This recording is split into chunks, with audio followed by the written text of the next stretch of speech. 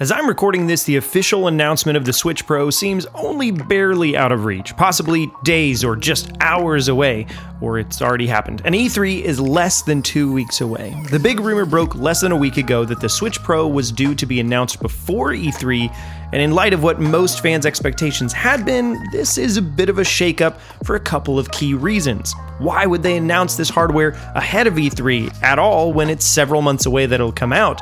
And what does it mean for the E3 presentation itself? Why would this hardware have a price increase, and why would it eventually phase out the current Switch? To be honest, I think I have pretty reasonable answers for all these questions and more, and even if you'd be watching this video after E3, for example, I've got a strong guess as to how Nintendo plans to leverage this new hardware to stay competitive for a long time. Let's talk about it.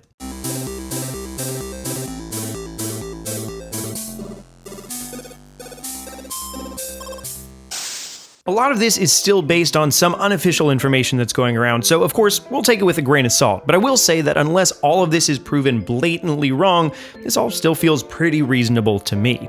As a quick recap, for months we've been talking about a Switch hardware revision that's said to be in the works. Its key differences and features will be a larger 7-inch OLED Samsung screen, still purportedly 720 in handheld, but with a better looking screen and stronger internals, that 720p should markedly look better than the 720 that we have now. Furthermore, the Switch will feature 4K capabilities when docked. The Switch already is more powerful when docked because it doesn't have to share resources with the screen, but in this case, the hardware would use NVIDIA's proprietary DLSS AI upscaling technology, whereby in games where it's enabled and taken advantage of, the console could potentially more easily get 4K out of a title than the original hardware could get 1080p out of it. There's some more tidbits out there, and we don't know about stuff like more onboard memory or an Ethernet port in the dock or any of that, but suffice to say, if this video is about how Nintendo will announce games and market the Switch Pro, those are probably the two most significant factors, and the ones that would take up the most space on the actual box, saying, "It has an OLED screen and 4K suckers!"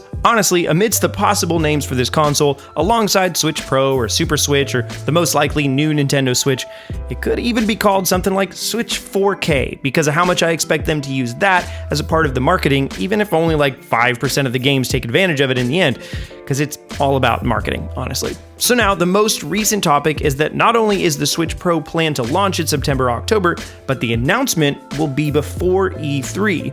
The other bits that are really important, and I'll bring up as they're relevant, is that it'll likely be more than $300 like the current Switch is, and its biggest production will actually kick in such that it'll be in its fullest swing more likely by November, and also that it'll eventually replace the original Switch and live alongside the Switch Lite. So here we go. I think the fact that this console is announced before E3 is by far the most telling of how they see it of any other piece of information, more than it being 4K, more than its price, or anything else. And if the rumors are wrong and it's not announced before E3, then a good chunk of this video may be rendered partially irrelevant. If the Switch Pro is announced ahead of E3, it's because they plan to feature it for either just one huge title at E3, or much more likely, as a recurring theme during all sorts of games in their presentation, and maybe that of other publishers as well.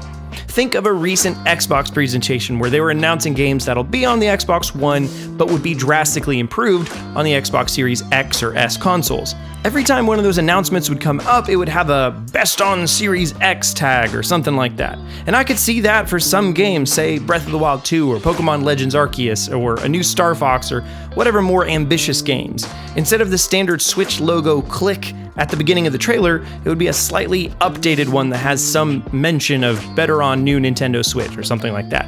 And if that's the case, Nintendo isn't seeing their E3 Direct as just another update on games coming out, but as a launch event for a hardware revision. The Switch Lite didn't have anything like this because it wasn't specifically an upgrade in terms of hardware, just a cheaper alternative with a few drawbacks other than comfort and price. But even though the Switch Pro wouldn't be a successor to the Switch, if it's an upgrade, they'd be best served to really market what's great about it and show its significance in the market, especially when there's new competition from Microsoft and Sony.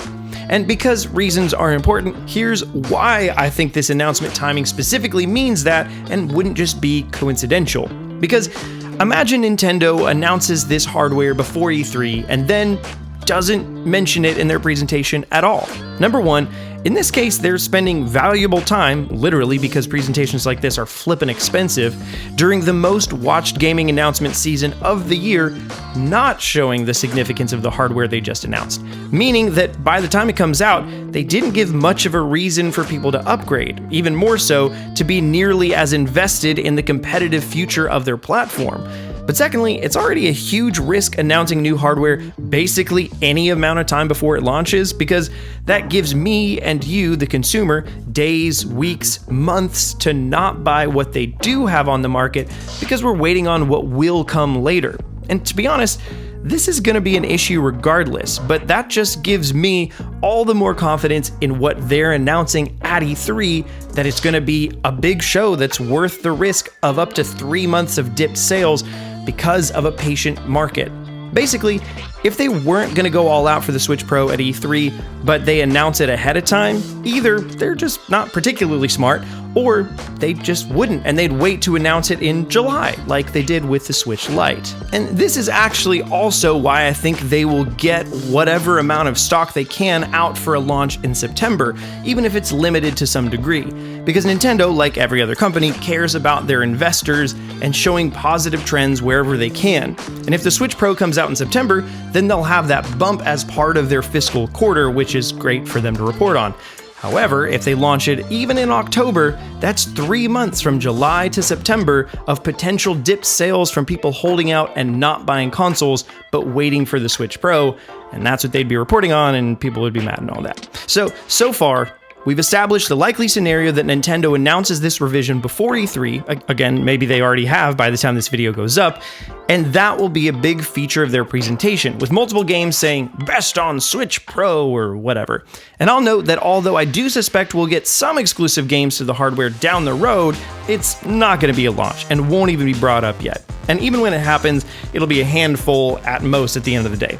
I'm also sticking to my guns about a former prediction that even if it's not mentioned now, VR is going to become a feature and niche on the Switch Pro, that they've probably targeted this stuff like the OLED screen specifically to make that possible, even if it's fairly entry level as far as VR goes and uses like a $60 peripheral or something. So if we do have Switch Pro exclusive games, several of them may just be the VR ones that I'm guessing will happen.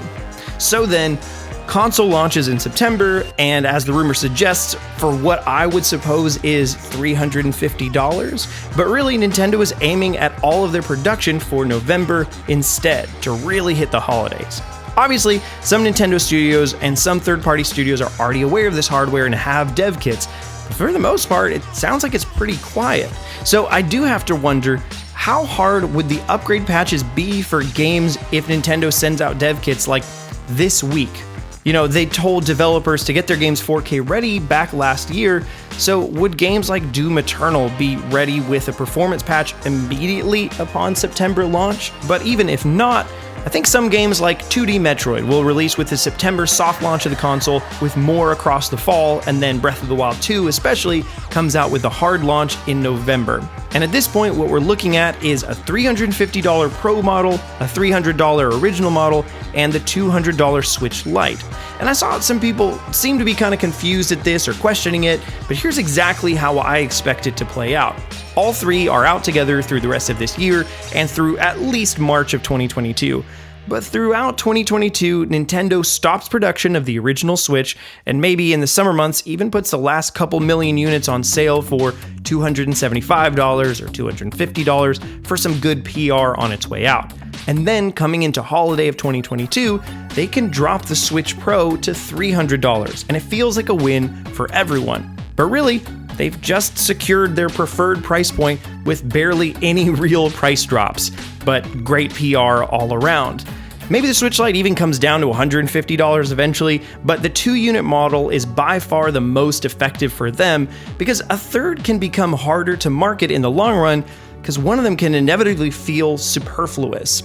Furthermore, I think of the predictable names new Nintendo Switch is by far the most likely name for the console, purely because of its long-term position. I think Nintendo is liable to think about how the name comes across on the store shelves this holiday, but also has to consider what it looks like when it's the flagship model, not the fancy upgrade one. And having only Switch Lite and Switch Pro on store shelves would feel like there's a middle gap that needs to be filled, but new Nintendo Switch or something else to that effect can stand on its own without being compared to something else. Again, it's possible that some of this is proven a little bit wrong even by the time this video launches, although I hope not, because I hope all this happens pretty much mostly this way. But the big key takeaways for me as I think about this are the following.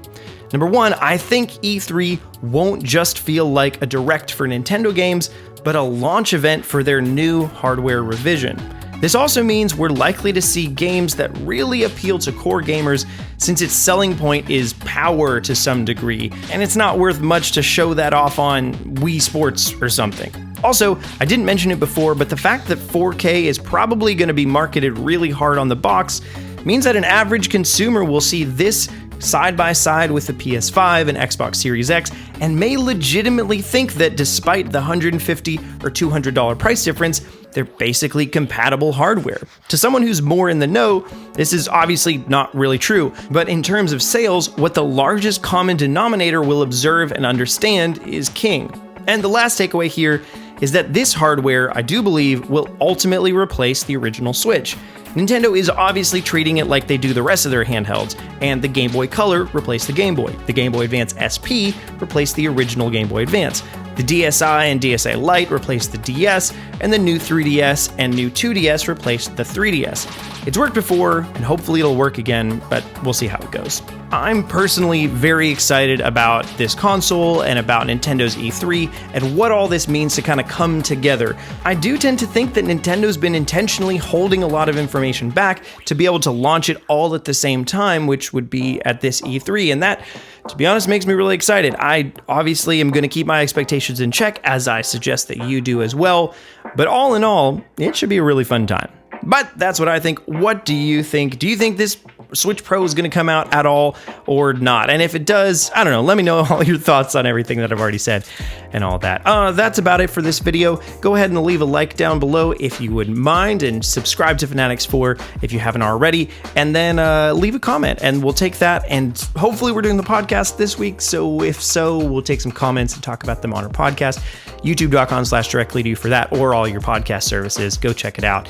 We'll be talking about E3 stuff because that's coming up pretty soon, and we're very excited about it. That's it for me. See you next week. Peace and blessings.